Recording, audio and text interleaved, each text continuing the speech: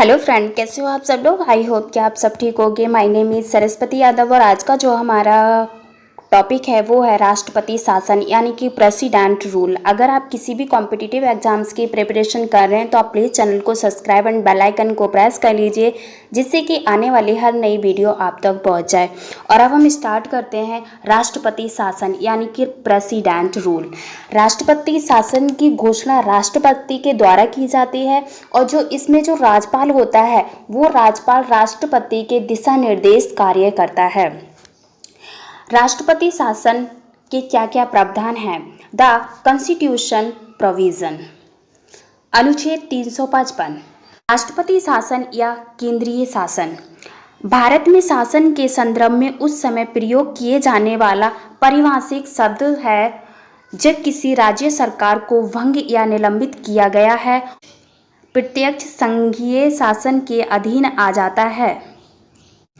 इसके कहने का मतलब यह है कि केंद्र सरकार इस बात को यह शक्ति प्रदान करता है कि कभी भी किसी भी राज्य में राष्ट्रपति शासन लगाने पर उसका आधार यह होना चाहिए कि वहाँ पर जो सरकार है वह संविधान के अनुसार चल रही है या नहीं, ये देखना उसकी जिम्मेदारी है। सोचा है कि 355 देखकर केंद्र सरकार को क्यों इतनी शक्तियां प्रदान की गई हैं, क्योंकि राज्य में भी लोकतांत्रिक चुनी हुई सरकार होती है।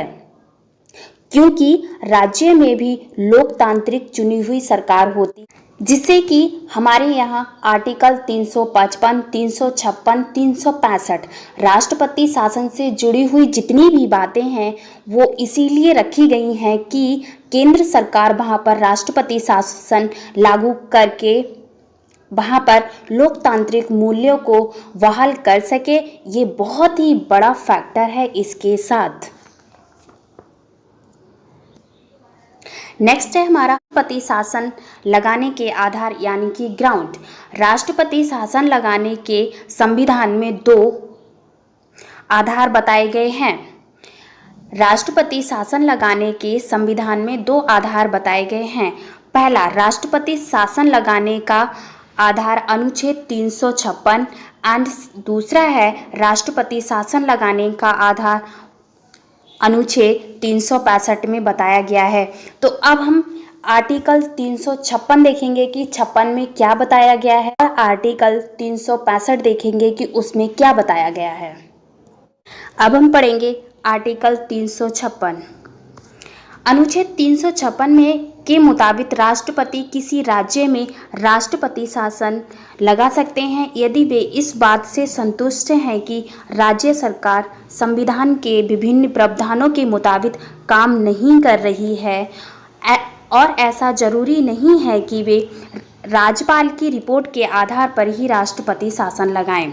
कल 356 में कहा गया है कि कभी भी राष्ट्रपति को यह एहसास हो जाए कि किसी भी राज्य में संवैधानिक राज्य की व्यवस्था गड़बड़ या बिगड़ गई है तो संवैधानिक तंत्र के हिसाब से जो संवैधानिक तंत्र है उसकी विफलता हो चुकी है और सरकार कॉन्स्टिट्यूशन नहीं चला पा रही है, तो राष्ट्रपति को इस बात की शक्ति दी गई है कि वो अपनी संतुष्टि के आधार पर वहाँ पर राष्ट्रपति शासन लगा सकता है।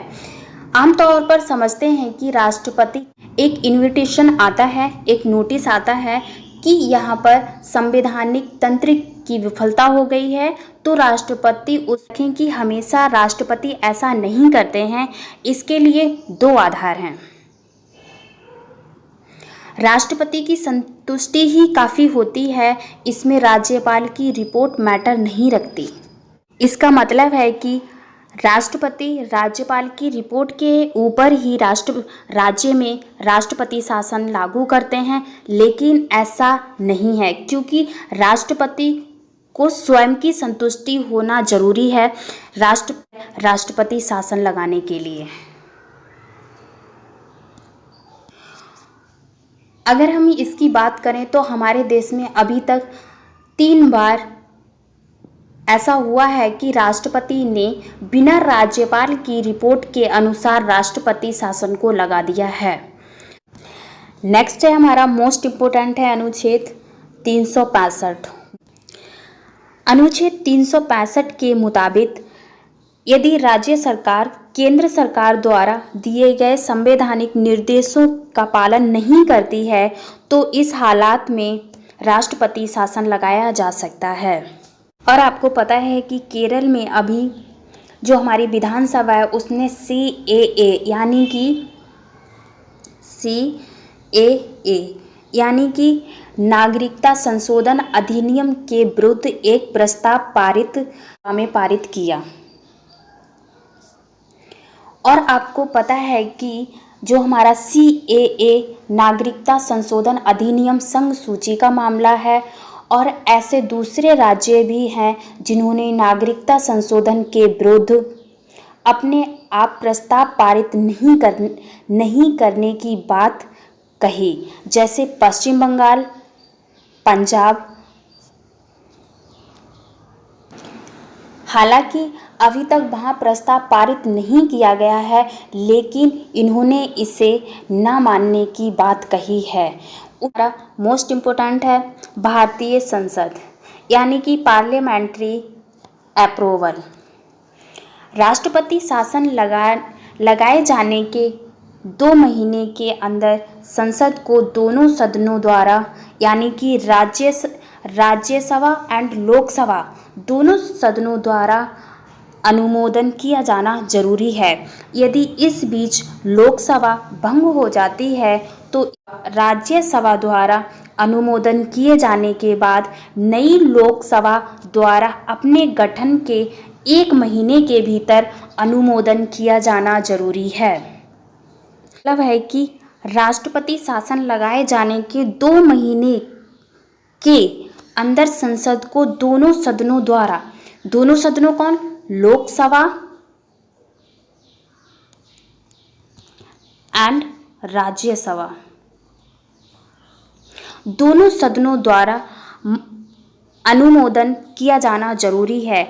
यदि इस बीच लोकसभा भंग हो जाती है तो इसका राज्यसभा द्वारा अनुमोदन किए जाने के बाद 1 महीने यानी कि 30 दिन के भीतर लोकसभा चुनकर आएगी, उसका 1 महीने के अंदर अनुमोदन किया जाना बहुत ज़रूरी है। 1 महीने के यानी कि 30 दिन के भीतर अनुमोदन किया जाना जरूरी है। बात करेंगे तो इसका मुख्यालय नई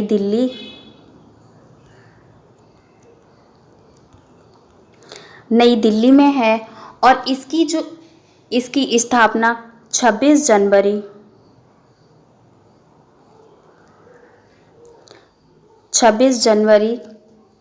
1950 को हुई थी। स्थापना 26 जनवरी 1950 को हुई और इसका जो मुख्यालय है वो है नई दिल्ली में। और मोस्ट इम्पोर्टेंट एक बात और है कि सर्वप्रथम राष्ट्रपति शासन कहाँ लगा, तो सर्वप्रथम राष्ट्रपति शासन पंजाब में